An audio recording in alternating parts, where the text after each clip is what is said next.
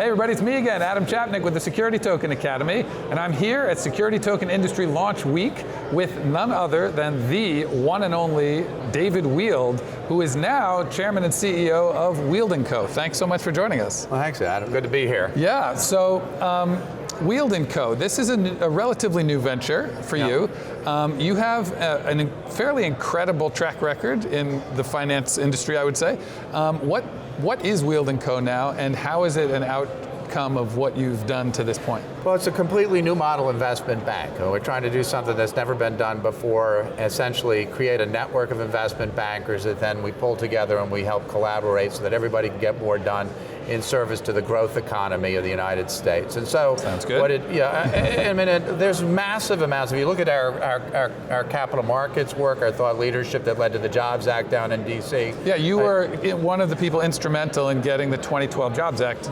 They called me the father of the Jobs Act. In fact, I was just down on Capitol Hill, and it's kind of surreal being introduced by Hill staffers to other people on there. I mean, these people are all working in Congress, and they call me the father of the Jobs Act. Amazing. And the chairman of the House Financial Services Committee was funny. He says, I know him, and I've met him before. In point of fact, he hadn't, because it was his subcommittee, which was the subcommittee on capital markets that we did all the work with. Got it. I'm sure I'll meet him shortly. He's done a terrific service to the country, Jeb Henseling. Great. Okay, so you were part of that. Now, did that lead into what you're doing now at Weild Co? Well, we kind of knew that the country had, through its changes in market structure, had dropped the bottom out of the small IPO market. That's what we really identified. And we also then knew that there'd been a massive consolidation or loss of middle market investment banks. Yeah. But the people were still out there, and the talent's still out there. And then the question is, can they be brought into service to the economy? And because of the size of the economy has actually grown during this period, what you have is through the collapse in middle market banks, along with the growth in the economy, means that there's an unbelievably underserved corporate finance market in the United States. And so we think that you need to use a radically different economic model to serve it. We think we're the people that do it. We grew up in the investment banking business, and we think that if we look back 20 years from now, we're going to create essential infrastructure in the United States that's going to actually capitalize a lot of these important social impact companies in technology and life sciences, and that we could end up being the most important social impact story ever told if we do what we want to do. I love it. Aim low. So, what do you guys do differently, or what are you planning to do that's going to kind of turn the trajectory for that middle market? You had mentioned earlier about I think you said sub $50 million IPOs was the level of IPOs. What are you guys doing to contribute to bringing that back? Well, right now I'd say that, we grew 100% last year, and it was all word of mouth, okay? The reason why we started in this direction, it was in August of 2016, was very simply, I was turning away too many investment bankers, right? So, people were suffering from the weight of regulation and the complexity. Most of these people are client-facing folks, right? We wanted to allow them the luxury of being able to spend more time working on client related matters. And so in August of 2016, we just decided to stop saying no to people. I mean, that was really that simple. But it was a sort of kind of great revelation that I should have seen in our market work, that there was this massive amount of human capital that was sprung loose, that wasn't any longer engaged, that could be engaged. And if you take it to its kind of great extreme, I'll give you a case in point. I mean, what about the woman that works in Goldman Sachs' mergers and acquisitions department for 7 years, highly qualified, she could be out of Harvard Business School, and then she gets married, has 3 kids, leaves the business, she's raising kids, she's done after they get into first grade, she's trying to think of what's my path back onto Wall Street, and guess what? Her licenses have expired, she needs to get relicensed, and she needs a home, and she can't do 70, 80 hours a week anymore because she still wants to be in Scarsdale or some suburb in California in Silicon Valley, and home for her kids, and which is, I think, noble. But she can give 30 hours a week, running an M&A process with the best of them. Why shouldn't that person be able to work from home, be able to plug and play out of Westchester County, New York, supporting an M&A technology exclusive sale process in Silicon Valley? And the answer is that they should be able to. I love it. And those are the kinds of things we want to enable. So Weild Co is going to have a lot of remote, sort of non-full-time Yeah, talent? we're in the cloud. People are working. I mean, most of the people are full-time. Okay. But there's this massive pool, as you know, kind of the gig economy. It's one of the great secular trends today. Yeah. There's this massive pool of people that have skills that can put those skills to work on a just-in-time, as-needed basis, can make a lot more money. They're not going to be essentially destined to become the 60th residential real estate broker in Scarsdale, because that's the only option for that high-powered woman. And we think that those folks, and also older people, because Wall Street is very ageist, and no matter what everybody says, and people are living longer, and they are understanding that staying engaged is actually critical to your, intellectual and physical health. Yep. And so, we give people, we got a guy that was just onboarding who literally is 81 years old, and I am so proud of that fact. The guy is brilliant. He's connected up the wazoo. That's so cool. And he's, just a terrific investment banker, was a CEO, very successful CEO of a public company. That's not the core of what we do. The core of what we do is service full-time professionals, but those people in concert with other full-time professionals will be able to unleash a tsunami of economic activity. It's so intuitive, and then also I'm going to call my dad and tell him it's time to get off the sidelines and give David a call. Come on over. Former Simpson Thatcher partner. What now you? There's no such thing as a former. Yeah, exactly. So that's right. He's not on the sideline. So you have this really unique insight into this changing landscape that we're all sort of witnesses to. You've been on the field, like from the old way to the middle way to trying to get a new way and now the new way. What do you see now that we're coming into 2019 as maybe some of the pitfalls that are in front of us and some of the opportunities that have to do with this whole STO market?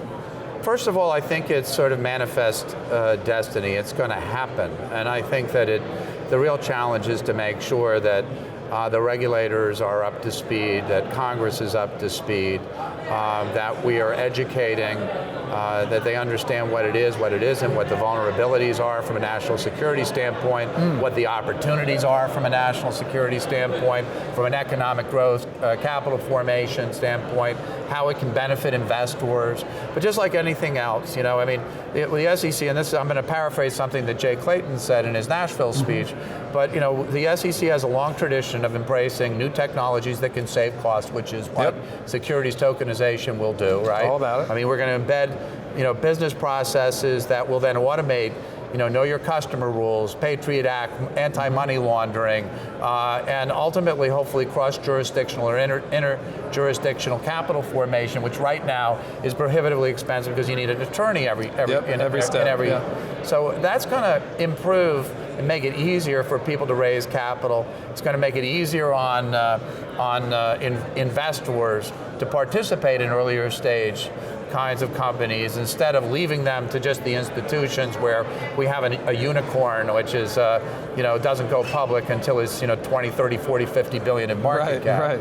So we're going to create more of a kind of a crowd-funded kind of market, but it has to be done in a way which there is adequate disclosure and pure respect for investors. And I think that this SEC chair is frankly incredibly well suited to do it. He understands capital formation. He grew up in it. He's at Sullivan and Cromwell, and another S firm. It's my first job. Was a mailroom at Sullivan and Cromwell. Is that right? That's true. And I met with him recently, and I think that the thing that really impressed me was that I'm an old equity capital markets, equity syndicate professional, and I priced over 1,000 equity offerings during the course of my career. Only 1,000. And literally 500 IPOs. I mean, I'll tell you, because at the time we were doing 500 IPOs a year. Insane. So it's not as much as it would appear, but in today's standards, only doing 120, it sounds like preposterous, right? It's great. But I did, I worked on the IPO for Jensen Huang of NVIDIA, the 3D chips. I did an early stage financing for Celgene, which is now a $60 billion market value company that's made enormous contributions to sort of to healthcare. Aubrey McClendon, God rest his soul, who was the founder of Chesapeake Energy. I mean, some really notable and just raised the first public money for Larry Fink at BlackRock, which is now the largest asset manager in the world. Yes. I mean, at the time it had really few assets at all. It had $100 million from a Resolution Trust Corporation savings and loan debacle, and that was it. I think out of the box we raised him something like $600 million. Amazing. In a closed-end fund. So, I would say that the one thing that I would say is that there's not old and there's new. That if you're living in the present, the securities markets, capital markets, it's always new. It's always changing. That's interesting. It's never static, okay? Right. And there have been massive shifts. People look at, at blockchain and they start saying it's revolutionary. No, it's not revolutionary, it's evolutionary.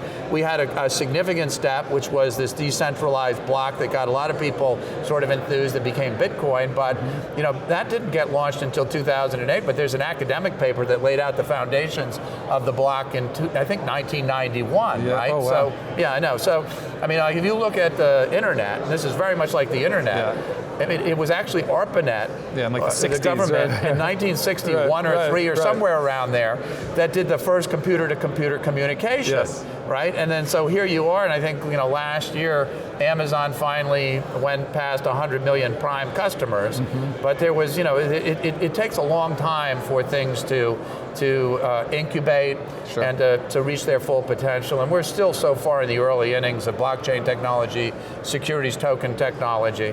But I think it will be fairly rapid because we already have all the connectivity. I mean, think about it: the internet itself and mobile phones, all of that stuff allows you to interact with the block, right? So without that stuff and without low-cost storage and all the other advances, Moore's law and the doubling of processing power every 18 months or so, you would not have the conditions that are required to do what we're doing. It's the same thing in molecular genetics and life sciences. There's conversion of massive computational power, right? And the automation of lab techniques take things that if you go back to the 1970s, 80s, it would take you an entire night to do one disk gel electrophoresis in the laboratory, and now you can get 1,000 times that amount of data in one night. It takes me a lot longer to do a disc gel electrophoresis. I don't know, I just haven't gotten the hang of it yet. So looking into the crystal ball, when are we going to see the tipping point where all of these sort of static assets, like the real estate, all the funds, everything, it's just sort of what people do is they're fractionalized, they're tokenized, and that's how we relate to tokens, is that's how it should be and how it is. Right, where people don't think about it. It's sort of, it's where people say it's seamless, right? Seamless. And you're not thinking it's on the block, or isn't, it just works. It just works. When is that? And my guess is it's probably going to take about 10 years before we're thinking, but you'll still be talking about it. Okay. I mean, we still talk about the internet, but the internet is interwoven into our daily lives, and we don't think about how does it work or why does it work. It just works, right? There it is. I mean, if it doesn't work, then we kind of, that's when we talk about it. We back on a computer, the kids scream, "Dad, can you help?" Now all of a sudden you're not a dinosaur any longer. You have some use. Very important suddenly, right? I have to turn YouTube back on. Cool. All right. Well, thank you so much for sharing all of your expertise, your thoughts with us, and hopefully you'll come back soon and often. Nice to see you. All right. You too, Dave. Take care.